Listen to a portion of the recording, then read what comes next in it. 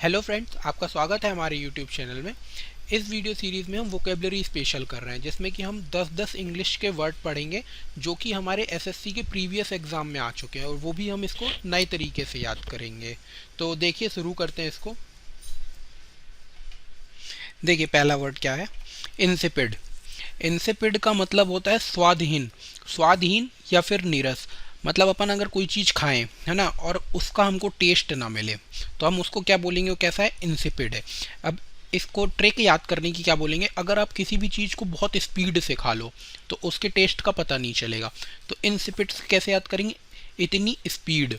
इतनी स्पीड से पियोगे तो ये कैसा लगेगा? फ्लेवरलेस ही लगेगा, है ना। इंसिपिड का मतलब क्या होता है? फ्लेवरलेस। बहुत बहुत ही ज़्यादा तेज़ी के साथ आप पी ली तो आपको क्या लगेगा? उसका स्वाद पता ही नहीं चलेगा। नेक्स्ट देखें थे, कैंडिड। देखो, कैंडिड का मतलब क्या होता है? कैंडिड का मतलब होता है स्पष्ट दिल का, यानी कि फ्रैंक बोलते हैं जिसको, फ्रैंक है, बहुत ज़्यादा फ्रैंक है ना। तो वो कैसा है? स्पष्ट दिल का, उसको क्या बोलेंगे? हम कैंडिड बोलेंगे। तो इसको याद करने का ट्रिक है हमारे पास, कैंडी, है ना। कोई कैंडी को मतलब क्या? टॉफ़ी होता है ना। तो तुम्हारी मीठी वाली कैंडी ने मुझे कैसा बना दिया? फ्रैंक बना दिया। तो हमने क्या बोला? एक कैंडी ऐसी आती है जिसको अपन ने खा लेते हैं तो हम क्या हो जाते हैं? बहुत ज़्यादा फ्रैंक हो जाते हैं। तो कैंडिड से क्या हो जाएगा? कैंडी। हमको याद रखना है कि तुम्हारी मीठी वाली कैंडी ने मुझे क्या? फ्रैंक बना दिया। इन एरोमाटा। देखो, इन एमोराटा, है ना, इसका मतलब क्या होता है? प्रेमिका। प्रेमिका को हम क्या बोलते हैं? इन एमोराटा, है ना। इनाम। अब इसको याद करने की जो ट्रिक है वो क्या है? इनाम और आटा। अपनी स्वीट हार्ट को, स्वीट हार्ट हमको क्या बोलते हैं? प्रेमिका को स्वीट हार्ट बोलते हैं। तो अपनी स्वीट हार्ट को इनाम और आटा देते रहो। अब ये एक ट्रिक है बस याद करने की, है ना। वैसे इनाम और आटा याद रहेगा क्योंकि ये प्रेमिका है, ज़्यादातर लोगों को याद रहता है। तो चलिए नेक्स्ट देखते हैं, इंसीसेंट। इंसीसेंट का मतलब होता है लगातार, है ना। इंसीसेंट मतलब क्या हो जाएगा? लगातार। अब इसको याद हम कैसे रखेंगे? हम याद रखते हैं जैसे इन सेशन। इंसीसेंट से हम क्या याद रखते हैं? In session. इन सेशन में जो क्लासेस लग रही हैं वो कैसी लग रही हैं? कंटिन्यू क्लासेस लग रही हैं। अगर हमारा कोई सेशन है, उस सेशन में हम क्या कर रहे हैं? कंटिन्यू क्लास ले रहे हैं, हमको पढ़ाई करना है, पेपर निकालना है ना। तो हम क्या कर रहे हैं? इंसीसेंट कर रहे हैं, लगातार क्लासेस ले रहे हैं।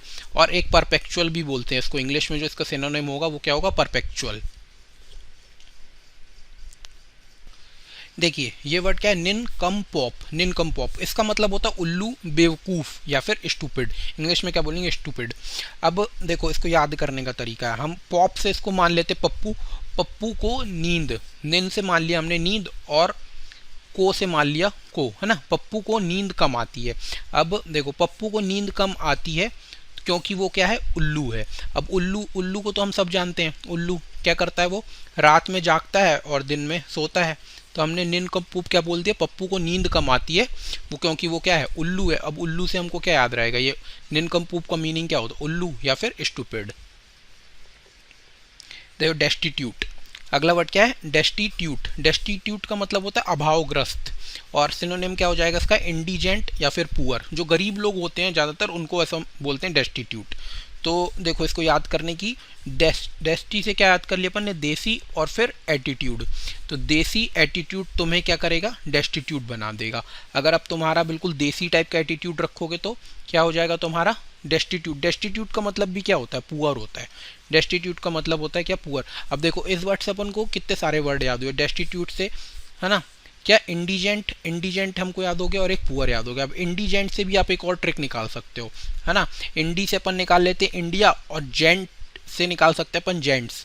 तो इंडिया के जेंट्स कैसे होते हैं? पुअर होते हैं। बस ये याद करने की ट्रिक है, अदरवाइज लेने की कोई ज़रूरत नहीं है इसको, है ना। तो डेस्टिट्यूट का मतलब क्या हो जाएगा? अभावग्रस्त।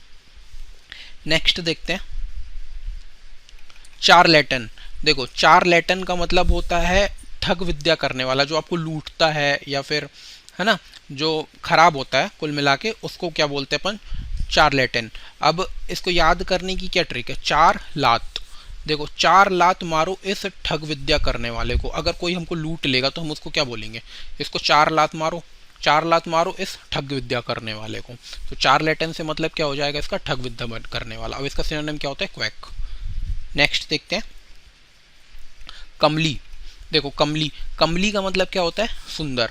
सुंदर या फिर ब्यूटीफुल। ब्यूटीफुल का ही सिनोनिम है कमली, है ना। तो याद करने का ट्रिक क्या हो जाएगा इसको? कमली उसकी कमली मान लेते हैं, किसी लड़की का नाम है ना, तो उसकी सहेली कमली बहुत ही सुंदर है ना। कमली जैसे किसी भी लड़की का नाम है, वो क्या नाम, क्या है, कैसी है वो, बहुत ज़्यादा सुंदर है, तो सुंदर हमको याद हो गया, कमली से क्या हो जाएगा, सुंदर। और हम ऐसे भी याद रख सकते, हमने एक वर्ड अभी पीछे पढ़ा था, इनएमोराटा, है ना, तो इनएमोराटा कैसी होनी चाहिए, कमली होनी चाहिए, है ना। इनएमोराटा का मतलब क्या होता है, प्रेमिका, प्रेमिका आपकी कैसी होनी चाहिए, कमली होनी चाहिए। नेक्स्ट देखते हैं, कमिसरेट।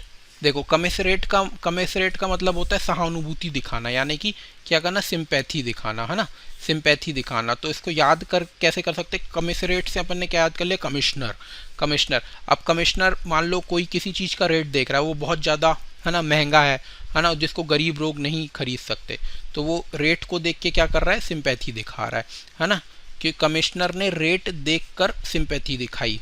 ठीक है, तो कमिश्नरेट से अपन ने क्या याद कर लिया, कमिश्नर, और कमिश्नर ने क्या किया, रेट देख के क्या कर रहा है, वो सिंपैथी दिखा रहा है। नेक्स्ट देखते हैं, इंट्रीकेट। देखो अब इंट्रीकेट का मतलब क्या होता है, जटिल, जटिल, जटिल यानी कि क्या, कॉम्प्लिकेटेड, जो बहुत ही ज़्यादा मुश्किल काम होता है उसको अपन क्या बोलते हैं, इंट्रीकेट।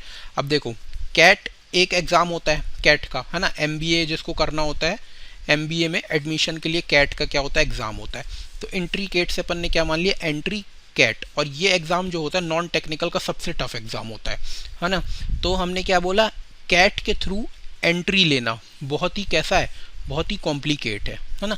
इंट्रीकेट से क्या हो जाएगा, कैट के थ्रू एंट्री लेना बहुत ही ज़्यादा कॉम्प्लिकेटेड है ना, तो क्योंकि बहुत ज़्यादा टफ एग्ज़ाम होता है, ये बहुत टफ एग्ज़ाम होता है, तो एंट्री केट के थ्रू करना बहुत ही ज़्यादा कॉम्प्लिकेटेड है।